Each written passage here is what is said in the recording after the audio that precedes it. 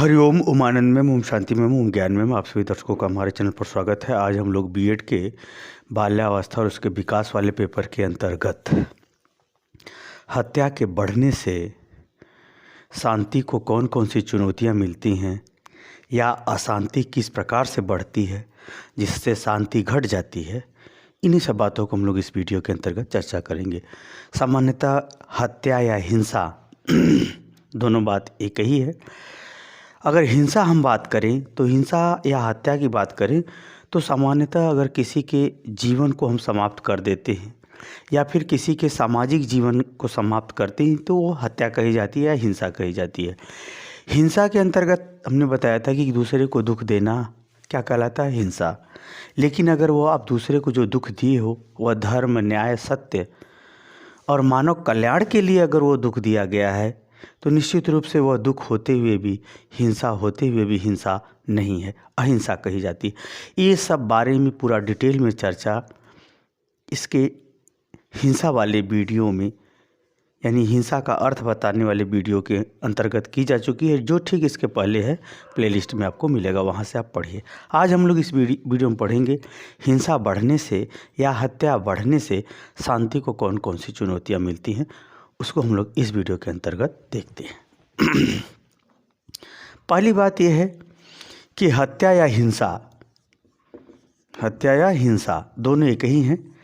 बस हम लोग देखेंगे इसमें सामान्य रूप से इसका अर्थ देखेंगे कि हिंसा बढ़ने से शांति को कौन कौन सी चुनौतियाँ बढ़ती है। जब किसी की हत्या हो जाती है तो हत्या होने का कारण क्या है। यदि गलत व्यक्ति की हत्या होती है, अपराधी की हत्या होती है, तो समाज में हत्या होने से शांति बढ़ेगी। हत्या होने से क्या होती है, शांति बढ़ेगी।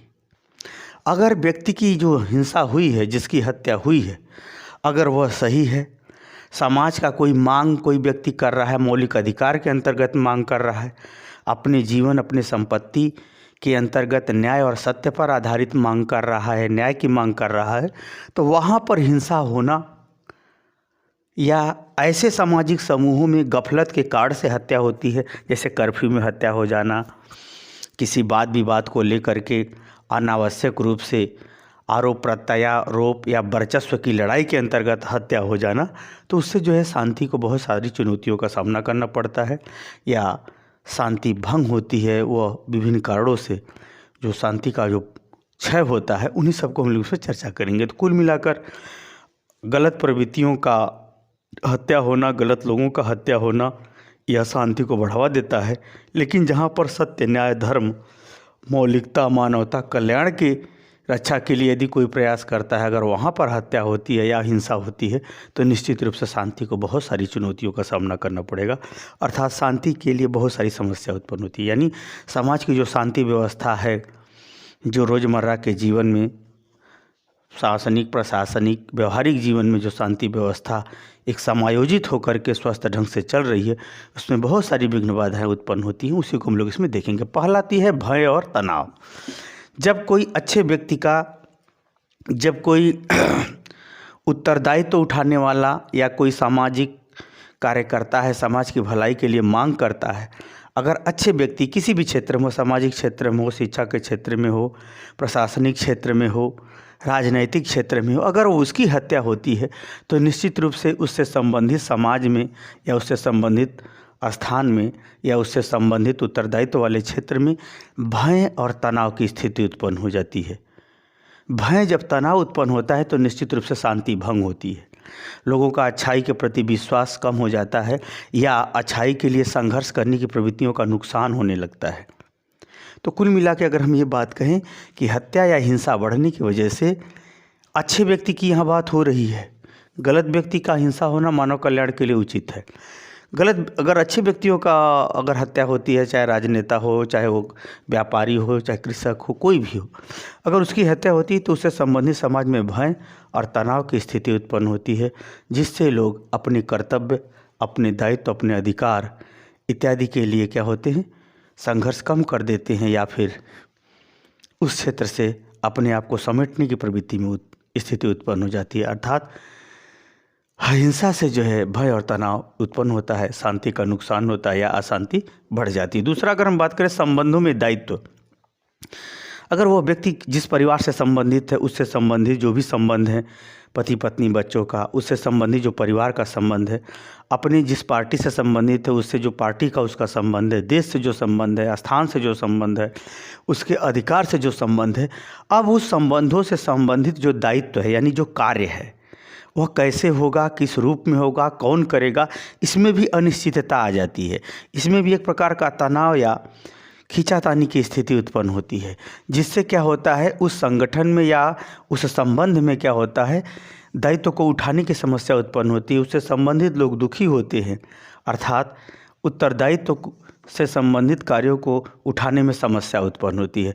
और निश्चित रूप से अशांति का यह भी बहुत महत्वपूर्ण कारण है कि जो व्यक्ति अपने दायित्व को पूरा नहीं कर पाता वह ऑटोमेटिकली अशांति को बढ़ा देता है, अशांति को क्या करता है, बढ़ा देता है। तो उत्तरदायित्व यानी उससे संबंधित संबंधों में जो कार्य होगा उसको उठाने की समस्या होती है, जिसके वजह से अशांति बढ़ती है यानी शांति को चुनौतियाँ मिलती है। अगला है समायोजन की समस्या। हर व्यक्ति जिस तरह से हमारे शरीर में सभी अंग एक दूसरे के संग समायोजित हैं, व्यवस्थित हैं और अपने अपने कार्यों को करते रहते तो हमारा शरीर स्वस्थ रहता है, उसी तरह से जो भी व्यक्ति है जिस स्थान पर है, जिस पद में है, जिस भूमिका में है, जिस संबंध में है, वहाँ पर एक समायोजित है, वो सबसे जुड़ा हुआ है और अपना कार्य भी कर रहा है, सबसे जुड़ा हुआ भी। जब ऐसे अच्छे व्यक्तियों में जब किसी की हत्या होती है तो उस समाज में, उस परिवार में समायोजन की समस्या उत्पन्न हो जाती है कि उसकी स्थान की पूर्ति कैसे होगी, उससे संबंधित कार्य या दायित्व को उठाएगा कौन। यानी कुल मिलाकर के राष्ट्र में भी समायोजन, यही कारण है कि कुछ नेताओं की जब हत्या हुई है तो विश्व में या देश में क्रांति भी आ गई है या बहुत ज़्यादा सामाजिक हिंसा को बढ़ावा मिला है, सामूहिक हत्या को बढ़ावा मिला है।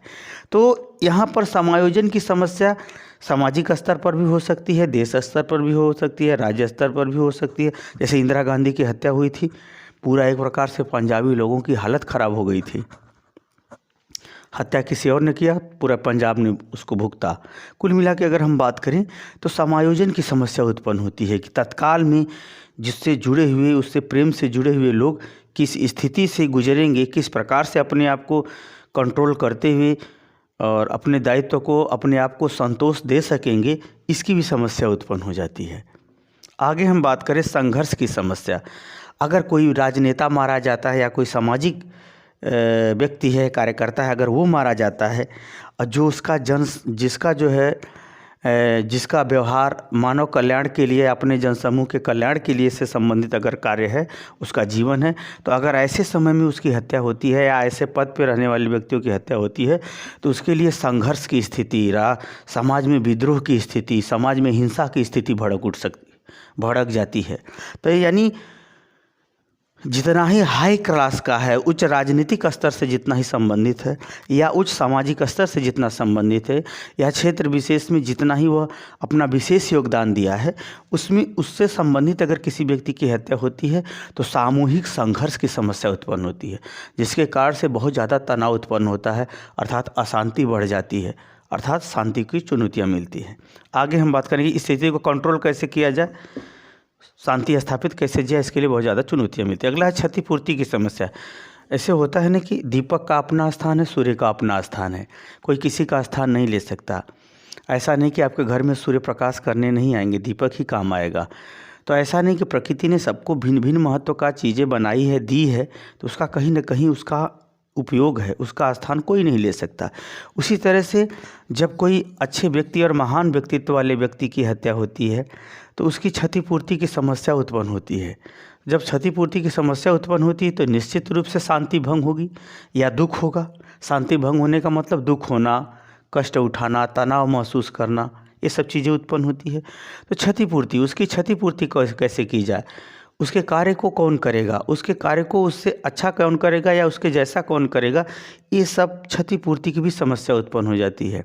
जैसे महात्मा गांधी जी की क्षतिपूर्ति आज तक नहीं हो सकी, सुभाष चंद्र बोस की क्षतिपूर्ति आज तक नहीं, उनका एक इतिहास, अपना एक स्थान बना हुआ है। तो कुल मिला के हम बात करें क्षतिपूर्ति की समस्या, अब वो किस स्तर का व्यक्ति है, समाज की स्थिति क्या है, समाज संघर्ष से जुड़ा है या व्यवस्था से जुड़ा है, समाज के किसी एक भाग से जुड़ा है कि पूरे समाज से जुड़ा है, समाज की व्यापक समस्या है या छोटी समस्या है, उसके आधार पर उसकी जो स्थिति है, जो गरिमा है, जो दायित्व है, उसको किस प्रकार से पूरा किया जाए, इसकी भी समस्या उत्पन्न होती है। निश्चित रूप से अगर क्षतिपूर्ति नहीं होगी तो अशांति कम होगी, शांति का नुकसान होगा। क्योंकि जैसे होता है ना कि अगर आप अपने दायित्व को पूरा कर लेते हैं तभी आप सुख शांति से रह सकते हैं। कर्तव्य को पूरा करने के बाद आप संतोष करते हैं तो आपके पास शांति बहुत है, लेकिन बिना कर्म किए ही संतोष करते हैं तो शांति संभव नहीं है। तो उससे संबंधित जो भी उसका दायित्व रहा, पद रहा, भूमिका रहा, क्रिया रहा, संबंध रहा, उसकी क्षतिपूर्ति की समस्या उत्पन्न होती है, जिसके कारण से अशांति या तकलीफ या दुख बढ़ता है। जैसे गांधी जी को विषय में जो विशेष रूप से जानते हैं, आज भी उनके मरने पर उनको एक दर्द होता है कि यह व्यक्ति जीता तो आज हमारे भारत की रूपरेखा कुछ और होती। तो इस प्रकार से क्षतिपूर्ति की भी समस्या उत्पन्न होती है या इससे संबंधित दुख उत्पन्न होता है, जो शांति को भंग करता है या शांति को कम करता है या शांति के लिए चुनौती उत्पन्न करता है। अगला है सुशासन की व्यवस्था। अगर वह स्वतंत्र समाज में है या स्वतंत्र देश में है, स्वतंत्र लोकतंत्र के अंतर्गत है, तो उसकी हत्या होने पर जिस स्तर का है वो, उस हिसाब से क्या होती है, समाज को नियंत्रण करने के लिए कानून व्यवस्था, पुलिस प्रशासन, यानी सुशासन, अच्छे शासन को स्थापित करने में से ज़्यादा दिक्कतें उत्पन्न होती है। क्योंकि अगर अच्छे व्यक्ति की हत्या होती है तो शासन के प्रति भी लोग विश्वास खत्म होता है, शासन के सामने भी चुनौतियां जाती हैं, जिसके वजह से प्रशासनिक रूप से, न्यायिक रूप से भी अशांति बढ़ती है, सामाजिक रूप से भी अशांति बढ़ती है। तो सुशासन को स्थापित करने में भी दुख, तकलीफ, कठिनाइयों का सामना करना पड़ता है, जिससे शांति भंग होती है या शांति कम होती है।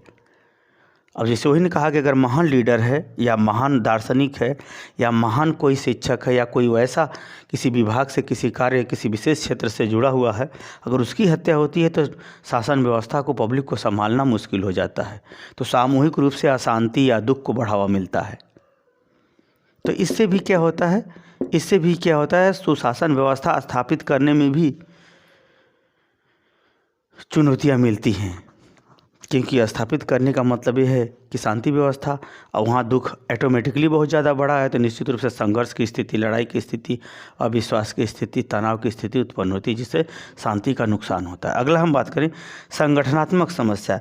जैसे वह धर्म से जुड़ा हुआ व्यक्ति है, संप्रदाय से, किसी जाति से जुड़ा हुआ है, किसी पार्टी से जुड़ा हुआ है, किसी क्षेत्र से, यानी कोई संगठन से अगर व्यक्ति जुड़ा हुआ है तो पूरा संगठन अपने विपक्षी संगठन से युद्ध की स्थिति उत्पन्न हो जाती है। जैसे कोई धर्म से, कोई संप्रदाय से जुड़ा हुआ है, किसी समाज से जुड़ा हुआ है, किसी जो है स्थान से जुड़ा हुआ है। जैसे अगर हम बात करें, जैसे एक देश दूसरे देश में लड़ाई होती है तो वहाँ क्या है, संगठनात्मक स्थिति है, या किसी मंत्री को लेकर के या किसी वक्तव्य को लेकर के अगर हिंसात्मक स्थिति उत्पन्न होती है तो वहाँ पर क्या होता है, संगठनात्मक, यानी देश एक दूसरे देश के बीच में वैचारिक संघर्ष उत्पन्न हो जाते हैं, यहाँ कभी कभी युद्ध की भी नौबत आ जाती है। तो हमने किसी धर्म या संगठन या किसी संप्रदाय से जुड़ा हुआ व्यक्ति है, अगर उसकी हत्या होती है तो दो उसके प्रतिद्वंदी संगठन या समूह से या धर्मों से स्थिति उत्पन्न हो जाए, जिसमें कभी कभी कर्फ्यू, हिंसा, युद्ध तक स्थिति उत्पन्न हो जाती है।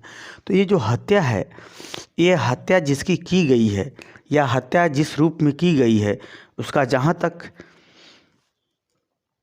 प्रभाव पड़ेगा वहाँ तक वो अपना शांति को भंग करने का या शांति को कम करने का या अशांति को बढ़ाने का कार्य करता है। तो ये रही प्रमुख चुनौतियाँ।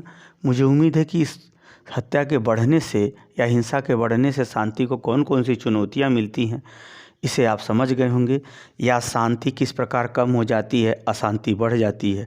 क्योंकि समस्या अशांति को ही देती है और अशांति ही शांति के लिए क्या है, चुनौती है। तो आप इसे समझ गए होंगे, समझ गए हैं तो कमेंट बॉक्स में ज़रूर बताइए। साथ ही मेरे चैनल को लाइक, शेयर, सब्सक्राइब कीजिए। हरिओम।